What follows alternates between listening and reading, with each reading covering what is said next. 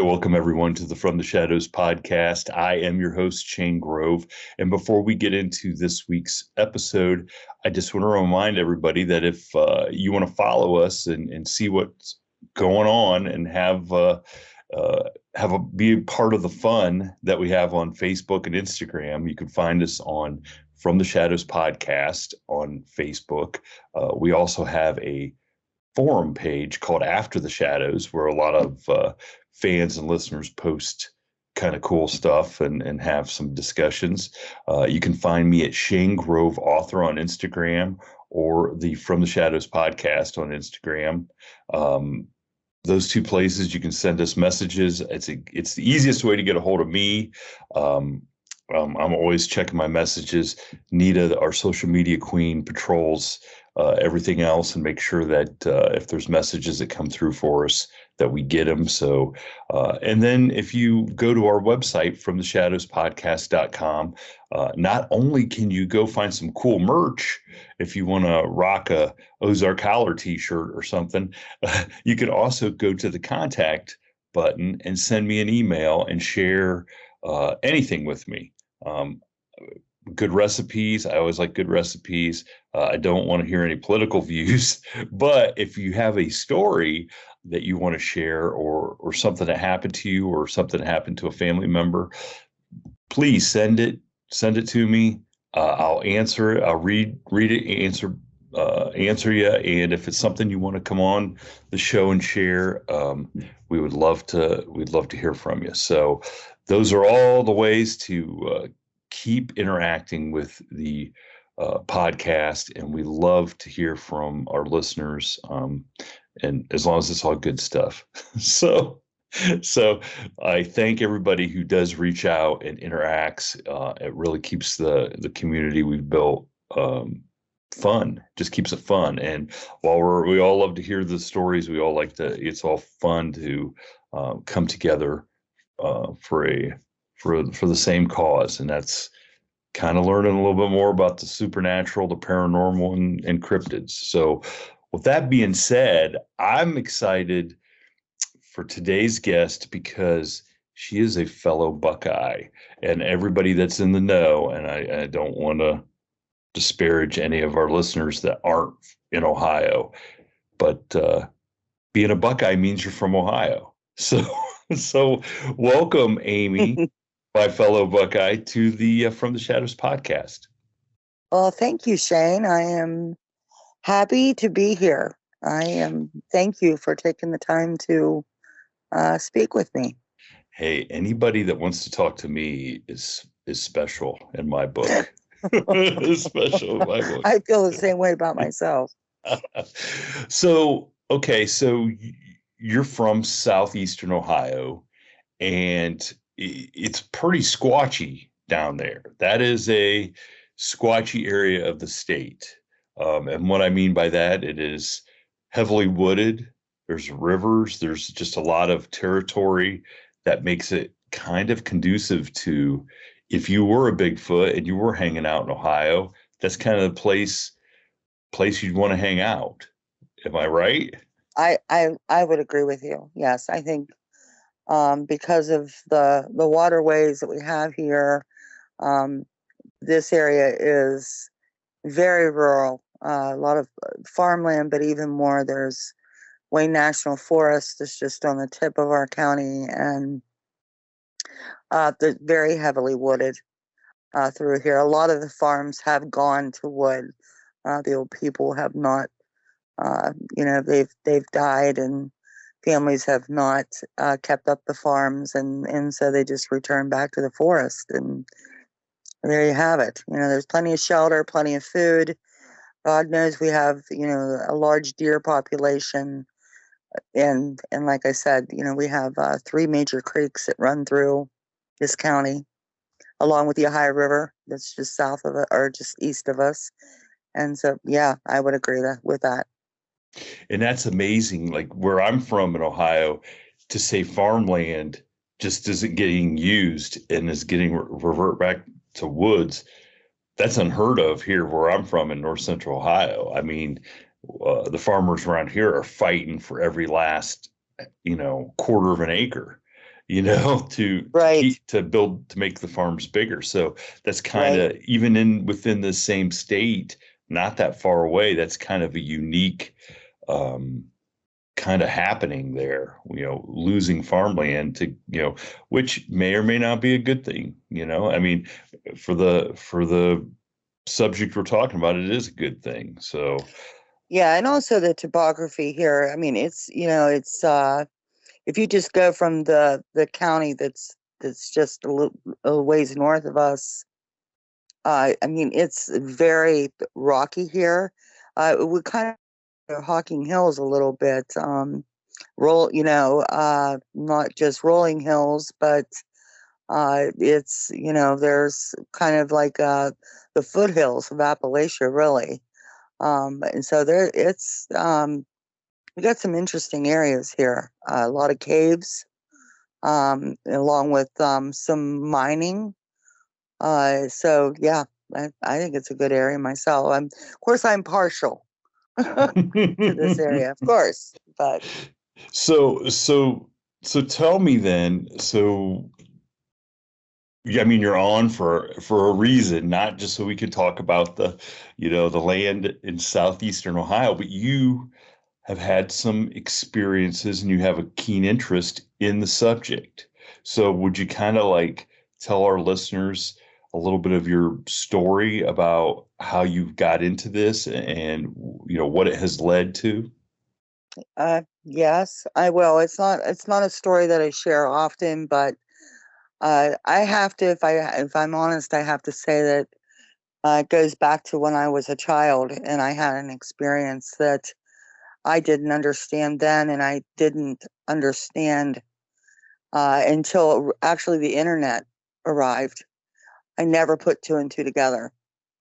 I didn't really talk about it because when I did talk about it as a child, I was shot down. Of course, I mean, people said, you were imagining it or whatever. But I had an experience as I stayed with my aunt and uncle a lot.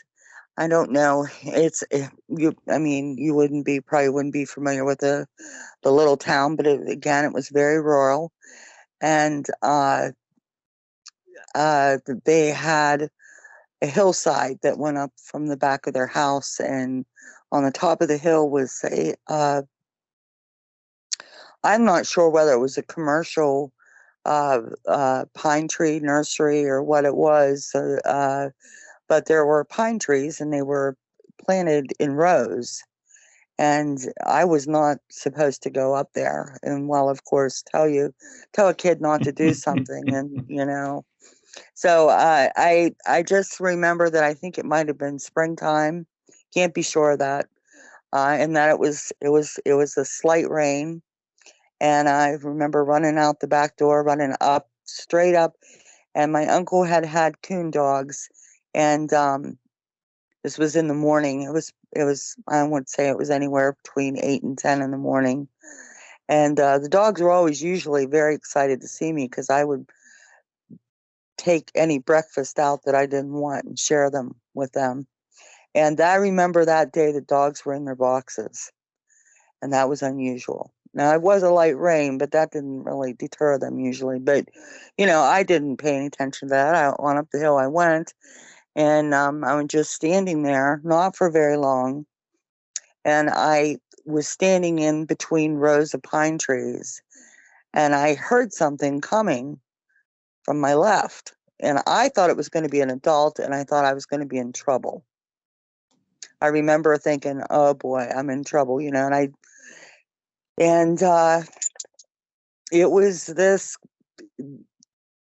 creature. I don't know what. I mean, I still to this day can't say, "Yep, that was a Bigfoot," because it was definitely female, and it was definitely young. I would say it was.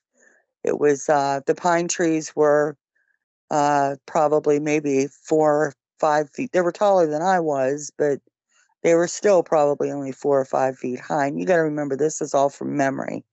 I and a long, long time ago. So we're talking, 55 years ago. And it just, was walking through, and it had a hold of pine branches. And so I remember that it stopped in mid stride, kind of, and just kind of like, not necessarily didn't even look at me, but it knew I was there. And it continued on, and kind of past me, but then there was some high grass that led down to a large creek. And it just literally dove into this high grass like you would see somebody dive into a swimming pool. And at least that's what I remember. And I don't remember being afraid until it was gone. And I remember running down to the house and telling my aunt that I'd seen a monkey girl. And Oh, wow. yeah, Wow, and okay. she was like, what are you talking about? She was busy doing household chores. So, they didn't have time for anything like nonsense like that. And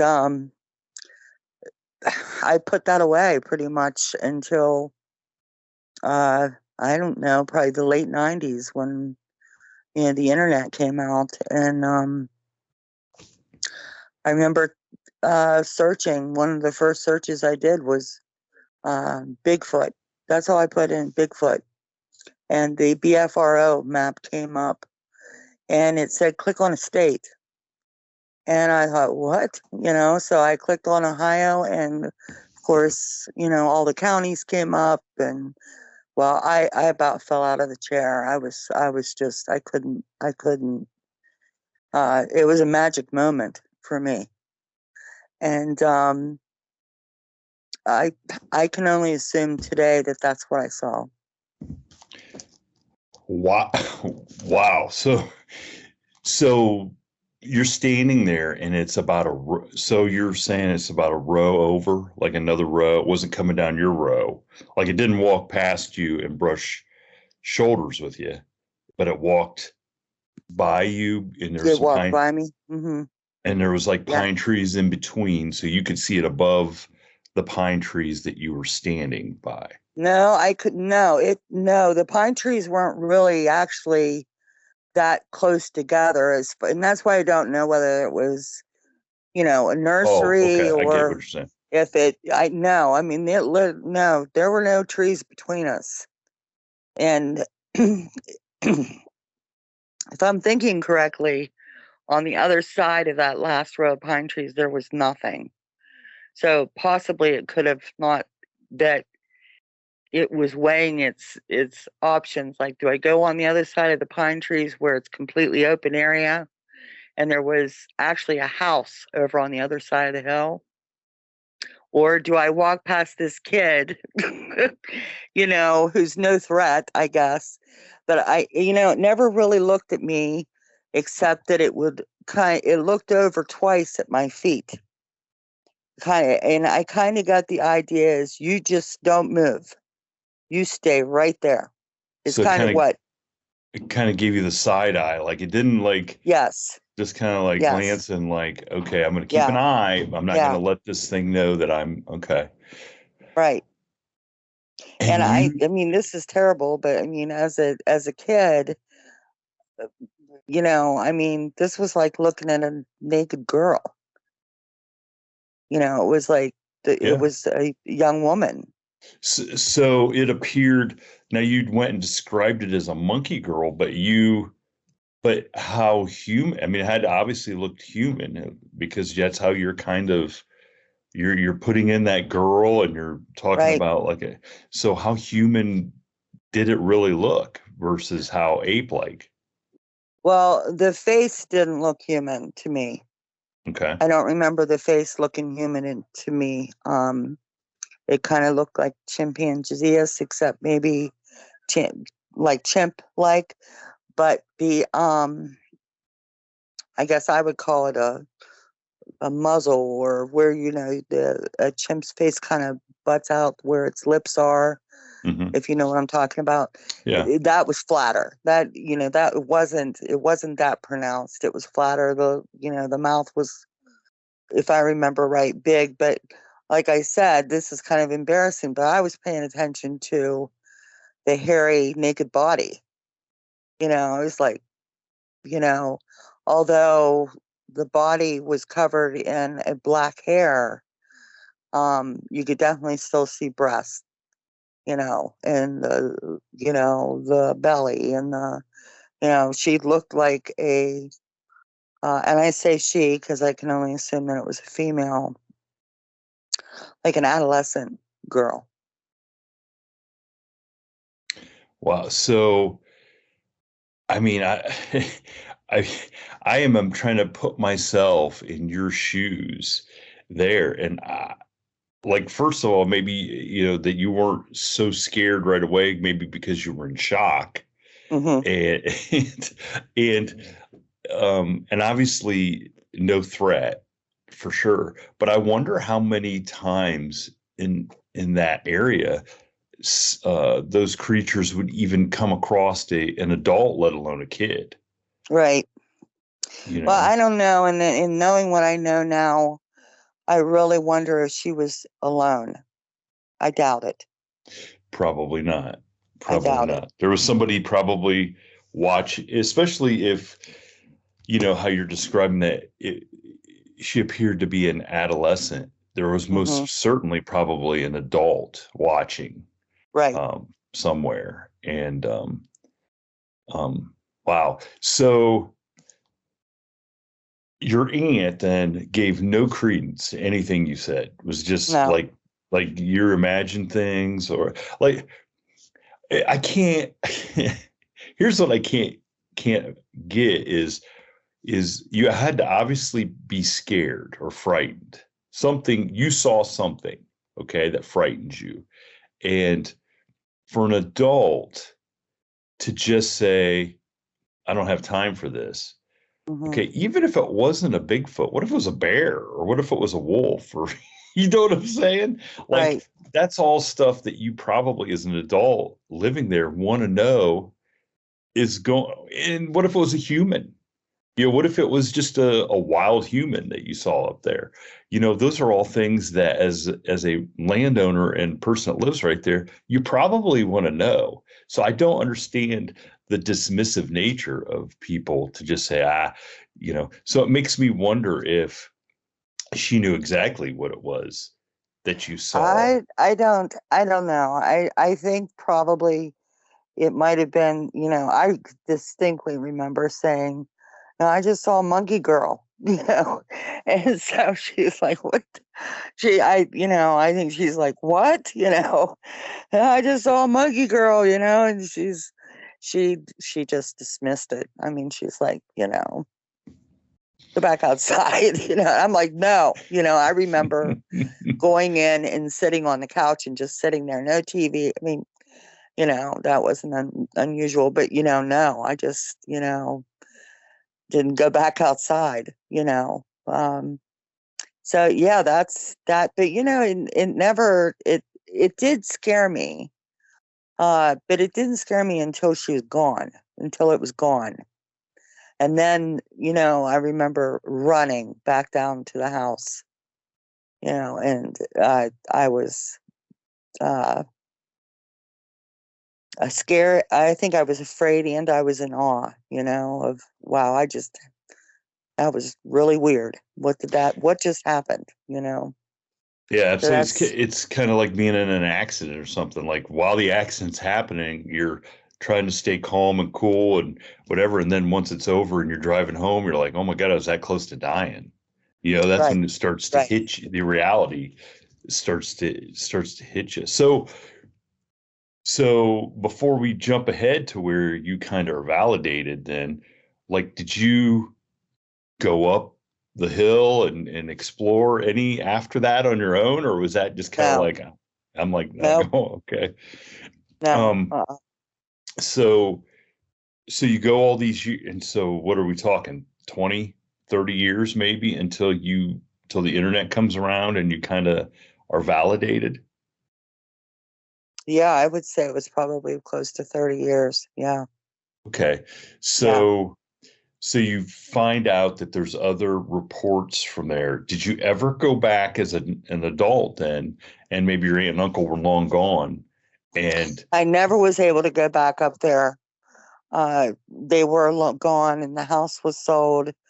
The area had changed, houses had been built.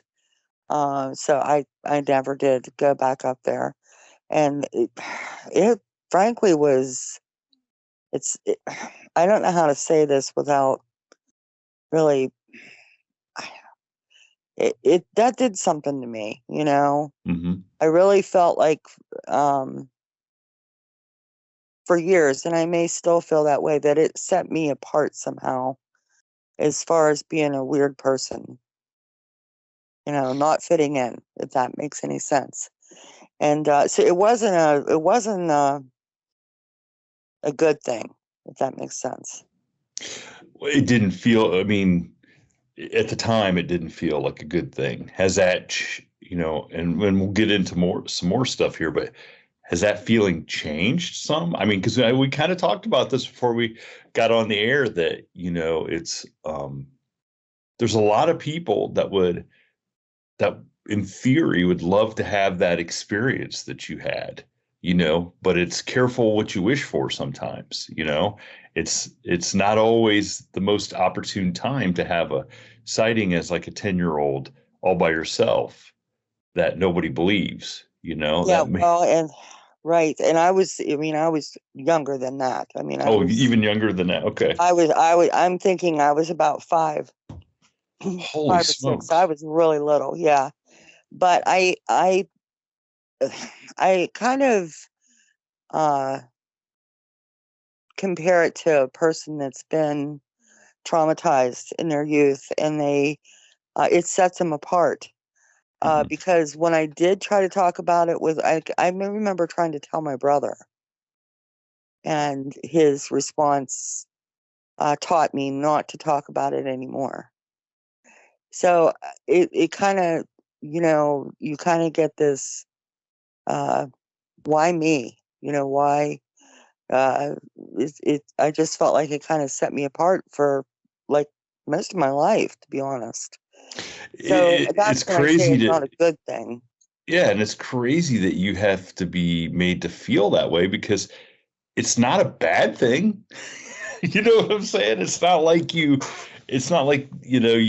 got caught breaking the law or stealing. Right, It's like, right, you know, right, just saw a creature walk by. It'd right. be no different, I mean, it's just crazy. I mean, it's crazy to think that people have to. Now, it's one thing to be traumatized because, the fear of what you experienced and you're suffering from, PTSD sort of deal, but to just feel bad because you felt bad that you saw it and people um, couldn't accept it or come to grips that you saw something different. That's just crazy, and it's too bad. It's Right, and the terrible. label, there's a. On you. Yeah. So yeah.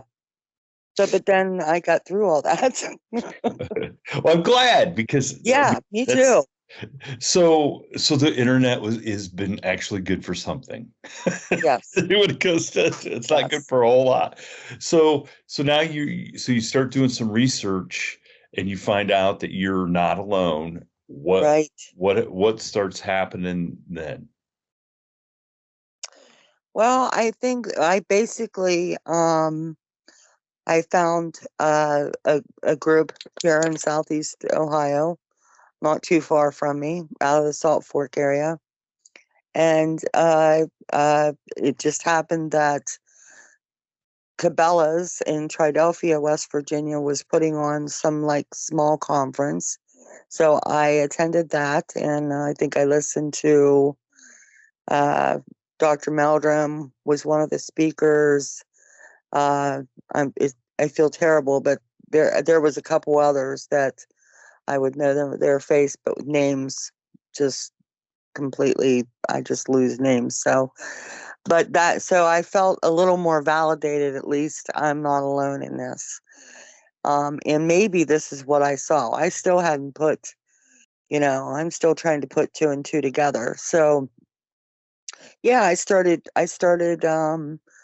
just going out and looking for evidence myself, learning, what to look for. I think a lot of hunters, hikers, campers, outdoorsmen,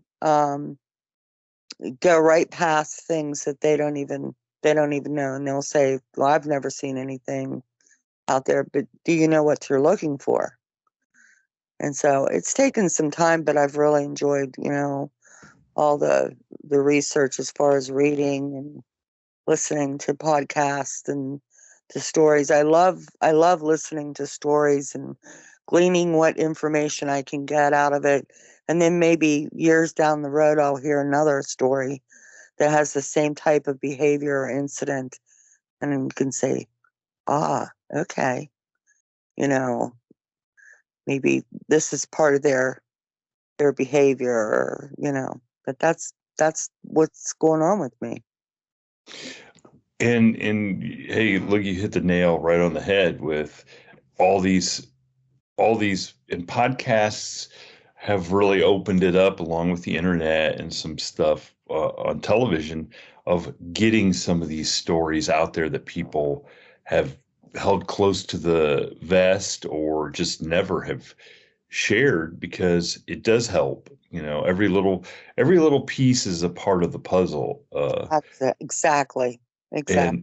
yeah, and there's a lot of ways to put the puzzle together too. That's the other thing that makes putting it together, fun and difficult at the same time, because it kind of changes a little bit every time you get a different piece. It might alter the picture a little bit and what people think or believe. But so now you guys have gone out and done some of your own research then.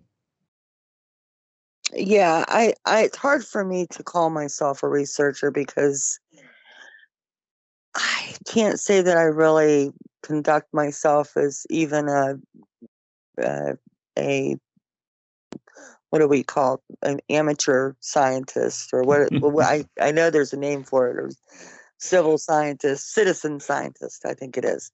I really can't say because, one time I'll walk across, I may find a print and have my tape measure and, write everything down and take all the pictures. And then the next time I'll be like, look at that. And then I just keep walking by. So I can't say that I'm, dependable, I guess, and can call myself a researcher. I like to think of myself as an enthusiast, if you would.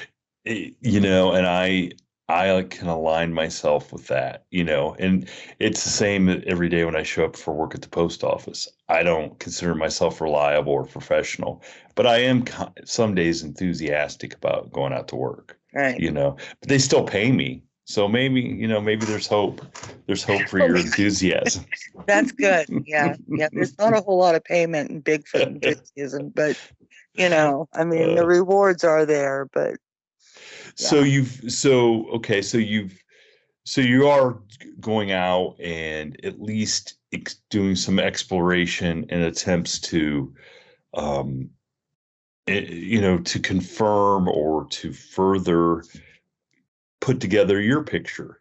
I guess that's a good way to say it. So, Yes. have you come across any other things that have made you more of a believer? I mean, I don't know how much more of a believer you can be, other than say, but what are some of the other things that you've come across in the years since?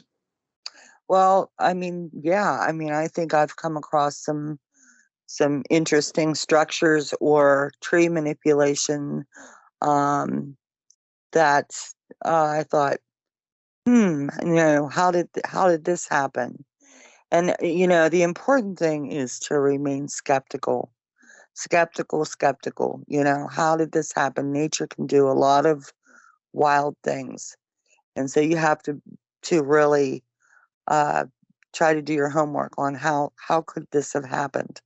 But at the same time, there's a lot of people, researchers, enthusiasts who say You know, the structures that you find in the woods have nothing to do with Sasquatch. It's all natural.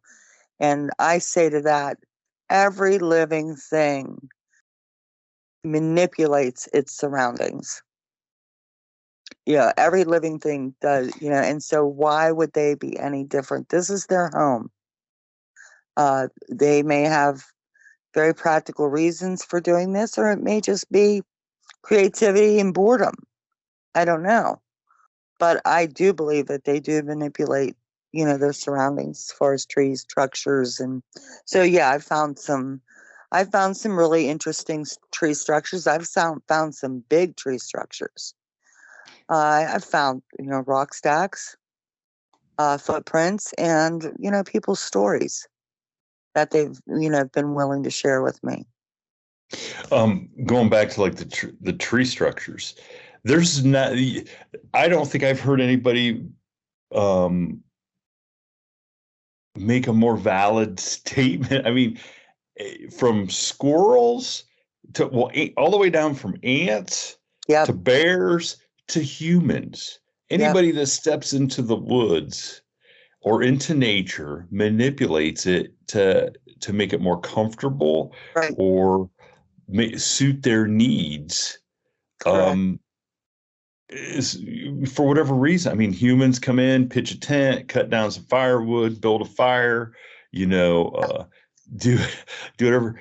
Ants are carrying off leaves, squirrels are you know, burrowing into the Yes, tree. right. I mean, come on. I mean, for somebody to say that then all of a sudden Bigfoot's got to come in there and not touch anything and not make it so that it's usable is kind of ludicrous, to be honest. Yeah, I it mean, really is. To expect them to be, why are you in the woods then looking for them? Is my, you know, I mean, yeah, I think they manipulate their environment.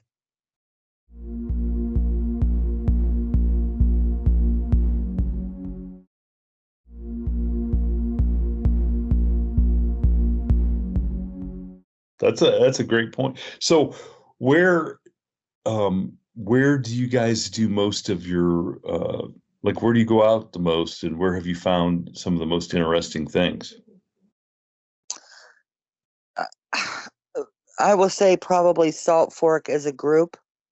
I have a group out of my county that I started, and the reason why I started that was just to possibly, you know, I started it. I think beginning is a selfish reason is to get stories from anybody that would be willing to talk. And unfortunately, Monroe County is full of farmers and outdoorsmen who are very quiet and close-lipped.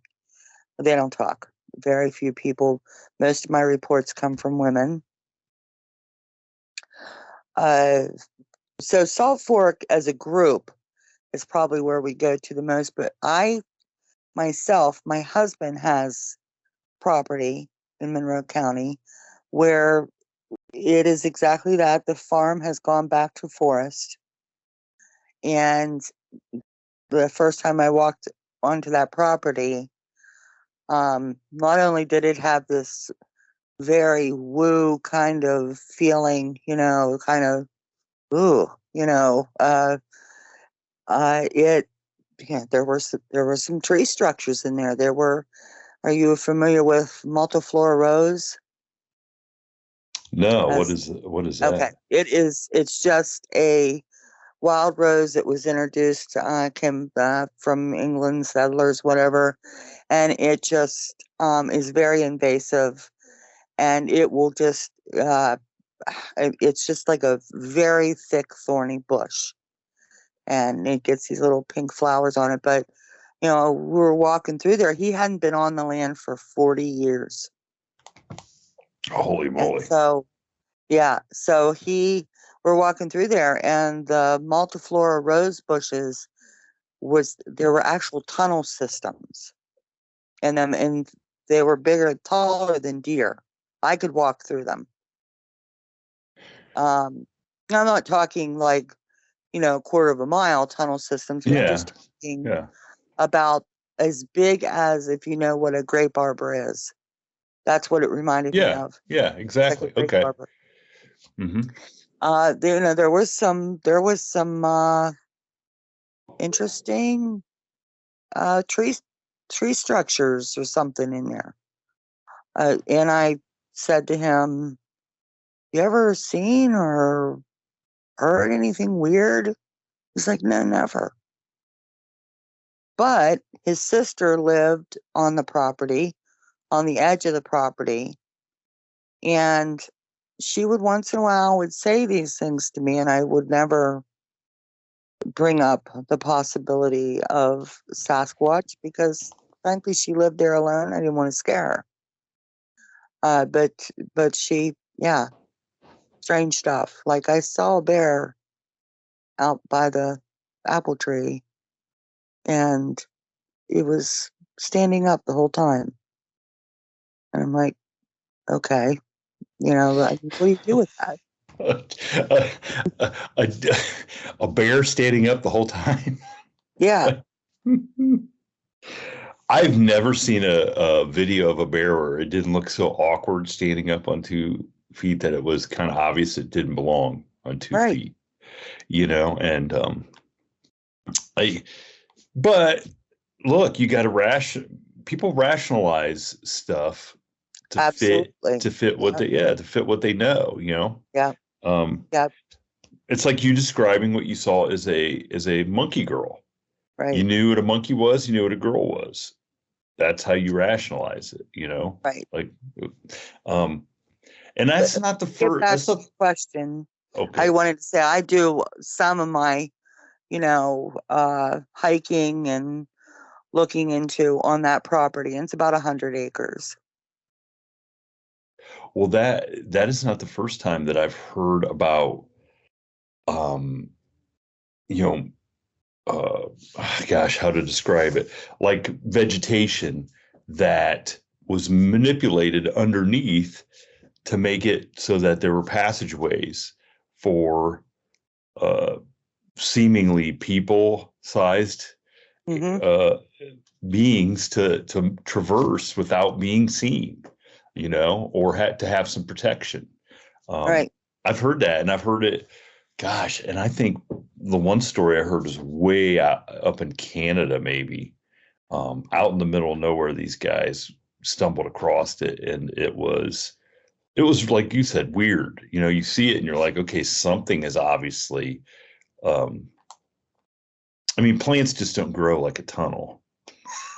Well, yeah. I mean, unless there's something to manipulate them to grow into that.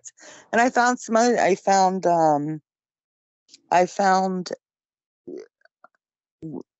seedlings that were probably, I don't know, 6-7 feet high, say, and they would be weaved together to make an arch. So I found a couple of those, which I thought were pretty interesting. And I'm just they were just standing by themselves. It's not like there were other, trees around them that I don't know how they could have gotten the way they did. Well, bears do that all the time. With the help of bears. Well, the squirrels help them. The squirrels and the chipmunk. Yes. I mean, they're all in on it, and they're all, They're all, yes. It's a big conspiracy with the wildlife. Yeah, exactly. Yeah, that's so. There's only it's either a person out there doing it, or it's somebody with opposable thumbs that can go out there and build that kind of thing. A creature. And that's very limited in what those answers are to that question. What is it? I mean, it's limited. There's not that much. It could be raccoons. They have opposable. They can manipulate. They do. You're right. But are they doing that? Come on. I mean, it's real. They're not. Well, you would somewhere out there. I don't know why that would happen. Well, somewhere out there is a raccoon going, at Grove. I can't believe he says that about us. Doesn't he know we can what we can do? But yeah, so you come across that stuff and you're seeing it firsthand, and you know that it's impossible to just. I mean, it's not. I guess it's not totally impossible.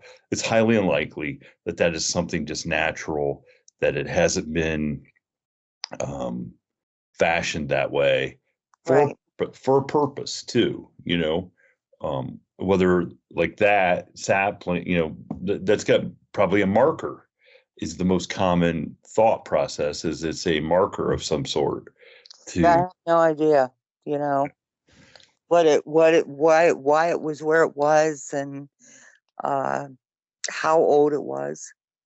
The trees it had some age on it, we'd say, because they had basically grown together like that. Wow. So it'd been there for quite a while. I would say it had been for a while, yes. Hmm.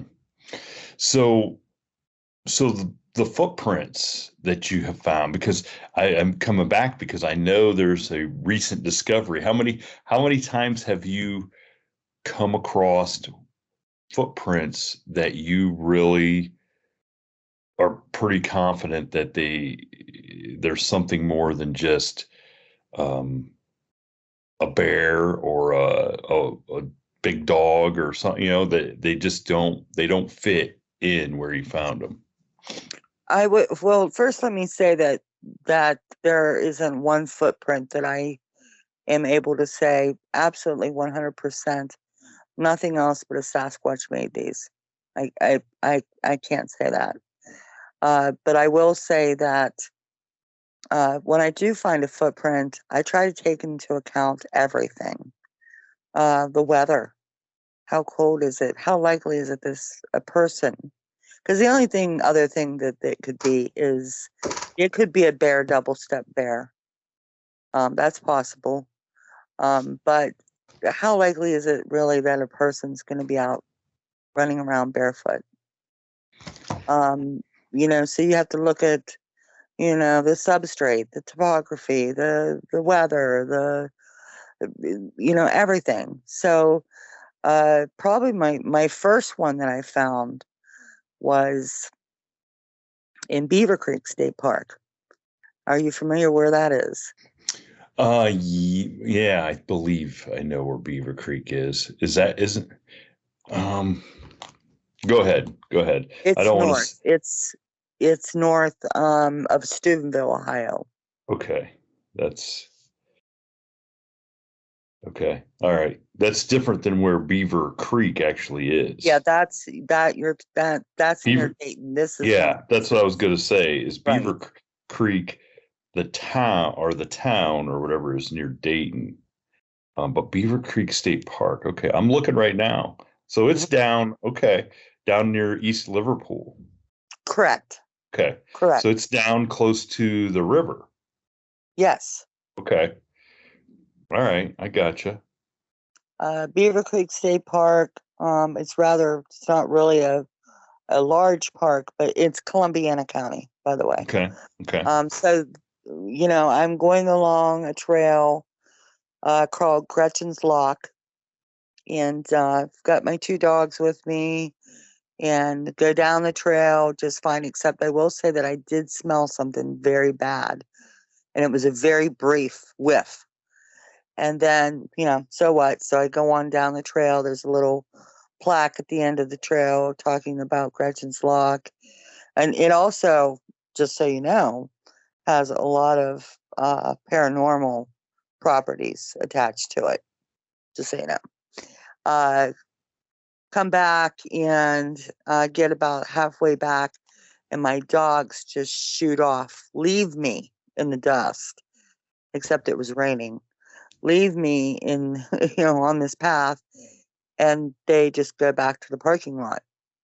And I look down, and there is one good footprint, and then you can see where the subject stepped off to the right, and it made its way down over the bank and to where there was a small island in the middle of Beaver Creek, the actual Beaver Creek.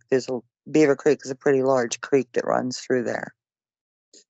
And I was just, I was so nervous, so excited.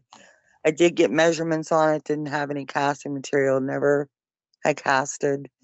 And so that was my first print. What it was, don't know for sure, but it was interesting. And the other thing that was interesting is I do not remember that. It was in a very muddy part of the path. I don't remember that being there when I went down the path. It was when I came back. So, I mean, just another, part of it. And then, I mean, your question was how often do I find them? Well, I mean, more or less, like, I know you found some, like, what are some of the most compelling ones? Like that right there. It sounds like you're in an area that when you go to consider where you're at, most likely somebody's not going to be out in that area barefoot. Well, I mean, it was a Gretchen's Lock, and you might want to look into that, Gretchen's Lock. I mean, it is a traveled trail, part of this park. So, I mean, it's possible that it could have been a human being. But I remember sending it to, I think it was Dr. Meldrum, and I think he was interested in it. Uh, Probably, I've only found one print in my husband's property that was a possible print. It wasn't very defined or anything. There were no toes or anything. It was just a kind of a footprint shaped impression in some mud. And then most of the prints have come from Salt Fork. Which I believe, anybody that's listening to the show, it knows that that is notoriously a hot spot for Bigfoot sightings. Right. So Also a hot spot for a lot of people, though. for a lot of far people, as people looking for Bigfoot. Yeah.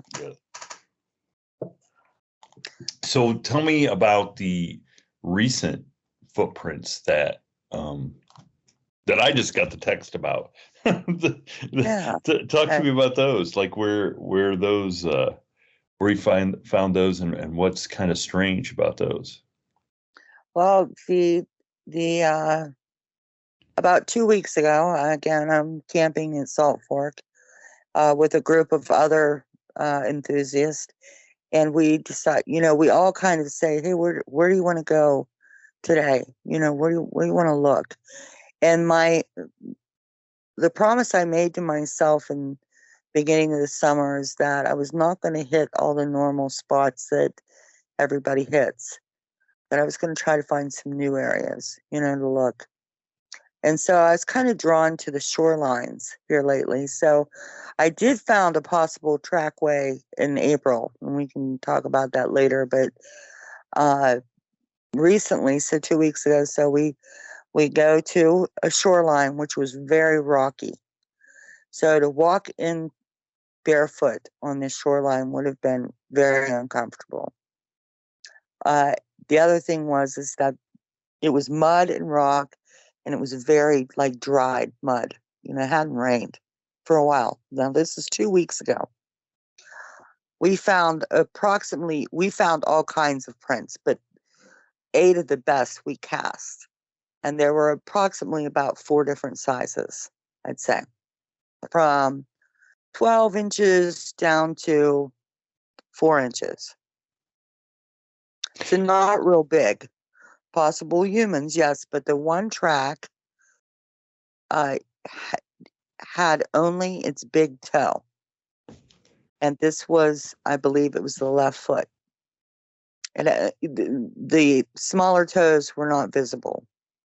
So we casted it. I don't really remember who got that track. I don't have it, unfortunately. So I go back to Salt Fork this weekend, and I go on down further of the shoreline. Still the same substrate, still rocky, But it has rained since then, and it was raining then. And I find the exact same foot. Well, I can't say it's the exact same, but it was roughly the same size. Only the big toe was Yeah. shown Yeah. in the track, and the rest of the toes, something with this individual is either it has had an injury or it has been at birth, birth defect, but or possibly it curls its smaller toes under its foot. I don't know. Kind of walks Different. funny. Yeah. Or it walks funny. Yes. And it's the left foot. So then I don't think I told you this. I just got a text from a gentleman that meets up with our group and everything. He found the same type of footprint in July, about 3 or 4 miles away from that, where I found this one. He just texted me this morning and told me. So, is it a print? I don't understand what person with just only one big toe is walking around on this big rocky beach. Because it's either a hoax or it's the real deal. And so and I'm just throwing it out there, the brilliant thing, if you were hoaxing, would be to do something unusual like that. Right. So that, you know what I'm saying? Because right. Number one, especially if you were going to do it in different areas, there you've had 3 different distinct areas where you've seen this footprint because it stands out so much. You can't deny it's not the same, whatever's making it. Okay. So that would be the brilliant way to do a hoax. I'm not trying to give anybody any ideas, but yeah, please don't. But so it's either a very distinct human, right, or a very distinct Sasquatch doing it. Right. Now, were you able to get? Now, you did say you made a cast of this one particular one, 2 right? weeks ago. Yes, 2 weeks ago. Yesterday or Saturday, I was not able to because it was. Well, I hadn't replaced my casting material. Shame on me. I just walked down, like I said, I'm not. You can't even consider me a citizen scientist because I'm just willy-nilly. I just happened to say, hey, I'm going to go down here and check this out. Well, I had no casting material, no casting tools, no measuring tape. It started pouring down raining. I had a couple people that had decided to take off and do a hike. I was concerned about them. So I did not do my diligent best. Sounds like a government-funded expedition. What are you talking about? So yeah, I would certainly be curious, especially with the small size. 4 inches is tiny. Mm-hmm. But just the distinctiveness of that one print, and I would be curious to see if anybody else over the years at Salt Fork has come across a print similar. Because it is so distinctive, I think it would stand out to people for sure. Right. They'd be like, "Oh, I've seen that one." So Right. I wonder if we'll have any listeners that have any. I know we have listeners that have had experiences out there. I just wonder if it'll ring a bell with anybody. I would love to hear that for sure. So, Yeah, but wonderful. I love that you guys are documenting that and now have 3 separate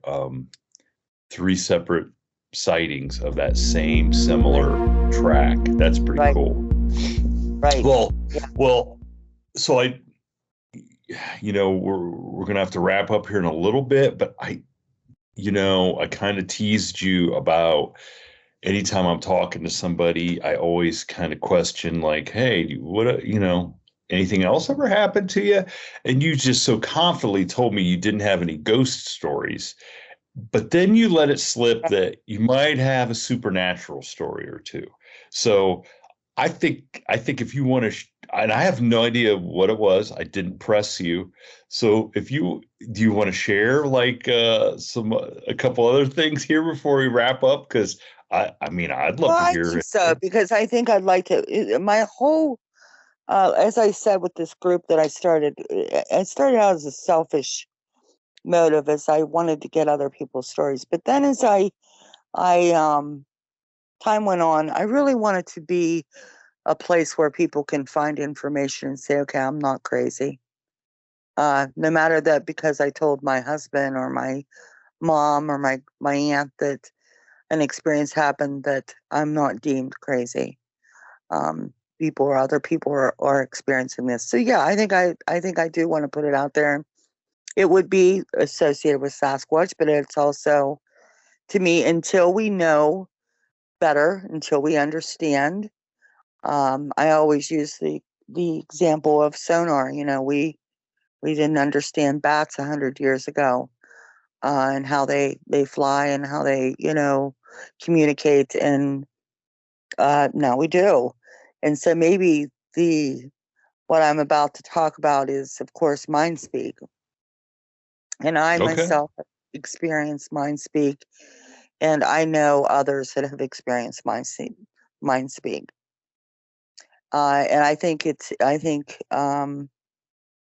And I would like to say I know it's a real thing, but um, I I I won't go that far. But I think it is a real thing, and I think it does happen to certain people that I don't know whether maybe they're just open to it. I don't understand the scenarios when it happens and why it happens, but I've definitely, and I have definitely, it has been experienced by my friends there at group camp.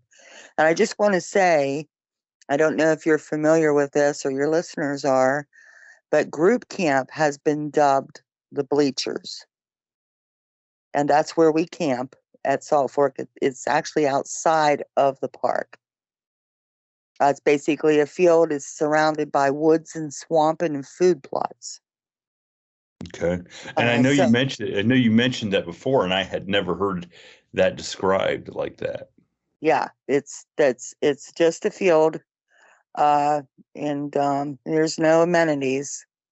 Um, it's completely primitive, but and I don't know if you've heard of the Buckeye Trail, but the Buckeye Trail actually runs down through there, down through the group camp. It's outside of the park, and it's been dubbed the bleachers because many people feel that they just pretty much watch from the wood line.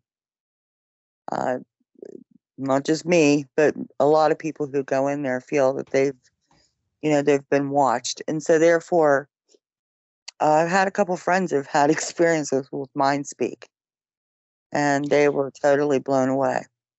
You So what's your experience with it? my Because experience is this always intrigues me, the mind speak, because I cannot I cannot duplicate in my head what I feel like that would be, like somebody talking in my head. Because right, there has to be a distinct difference between a thought in your head and then hearing what like is a voice. I right, can't wrap my head around it for sure. So right. Well, I think that we think, or at least I do, when I think in my own voice, or I think I recognize myself as my thoughts. And what I compare this to is, what I say is, this was shot into my head. I feel like it was literally, just shot into my head. It was not my voice, shot into my voice. And the voice said to me, "Why are you doing this?" And I had been probably really overstepping my boundaries at some point. And I have been asking myself since I heard that, why are you doing this? And I know that doesn't make any sense to you or your listeners, but that's what I got. So it was almost like, now was this at Salt Fork where you No, felt it? no, no, No, okay. no. Mm-mm. Now It was we're an area where I was basically uh, doing a bad thing, probably, is feeding them, putting out snacks and it was not. I shouldn't have been doing that, you know. I was distracting them from what they were supposed to be doing, and I know none of that makes sense because it's a story in itself, and I don't need to go into that, but I do believe that they somehow they have the ability to speak to us telepathically. And I know that's a long shot, and I probably am going to regret saying that on the air, but it's what I think. I believe it.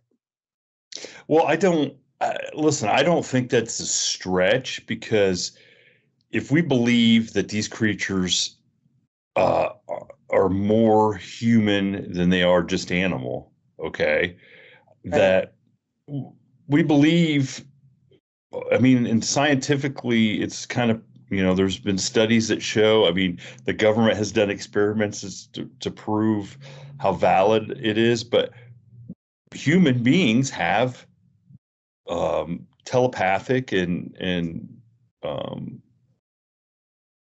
abilities, to see things, to um, predict things, to they have extraordinary abilities. Humans do. Okay, I mean, we kind of know that. Um, Right. so if these creatures are more human than they are animal, why wouldn't they have those same abilities? And I've had this discussion, I think, on air. Their abilities may be way more finely tuned because they're not sitting in front of a television. They're Right. not worried about balancing their checkbook. They're not, you know what I'm saying? Yes, They're, absolutely. yeah, their minds are a lot clearer than ours, and they're in tune with their surroundings. And um, if they have been able to, for lack of a better term, tap into those abilities that I think a lot of us have. I think all of us have the ability to do that stuff. It's just whether you can access it or you're willing to access it, I Right. think. I And agree. And how deeply it's buried, you know, like you said, with the TV and you yeah, know all the things that weigh on our minds, and so I mhm. agree. Yeah, exactly, exactly. I think it's that's very. I mean, that's look. You're not the first person to feel like they've had a thought or a phrase or some kind of communication put into their head. Um, I mean, I hear it all the time. Some of the other shows that I personally listen to, because like I said, I enjoy hearing some of the other stories. It's um, it's a strange phenomena, and I can't wrap my head around it, but I don't think it's totally out of the question. If you just have an open mind and kind of look at the bigger picture. Right. Yeah, You know? I would agree. And like I said, I known others that have come forward and said, this happened, um, um, I believe them. I believe them. So, but that's my story. Well, and you and Colin Ray are sticking to it, right? That's right. Ah, I Absolutely. I don't know man, I wonder how many listeners are going to be like, who's Colin Ray? Listen, if you don't know who Colin Ray is, go look him up and listen to the song. That's my story, and I'm sticking to it. Sticking Great, to it. great 90s country song. Yep. Well, Amie, I am glad that you had the time to come on and share your experiences. And I got to say, that story from your childhood is probably one of the most riveting ones that I've heard. I mean, because that I was not expecting that close of an encounter. So, but I'm glad that you've kind of overcome the stigma you felt that you had, and are doing you're finding some good stuff out there. Well, and I say, every day in the woods is a good day. For me, I love the outdoors. And as far as the stigma goes, thank God some of it has changed.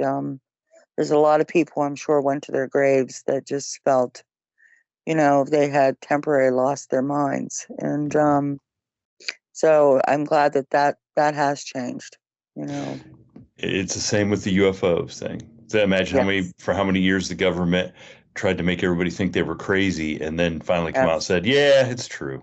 We Yeah, got this stuff. exactly. So Exactly. hopefully that day. Not saying that I want to find out that the government's been covering up Bigfoot, but I hope that someday um, that the people that are the naysayers and try to make people think that they're just crazy are proven wrong, because there's too Right. many people like you that have genuine stories that like I said, have suffered or just feel out of place because nobody wants to believe what they have to say. So, but I appreciate you coming on, and I know our listeners will. Appreciate you asking me. Thank you Yeah. so much. Well, I'm just I'm glad you could do it. So I can't wait for everybody to hear this one. Thank you. Thank you for tuning in to this week's episode of the From the Shadows podcast. Until next time, never shy away from the darkness or what may be lurking in the shadows. We are out.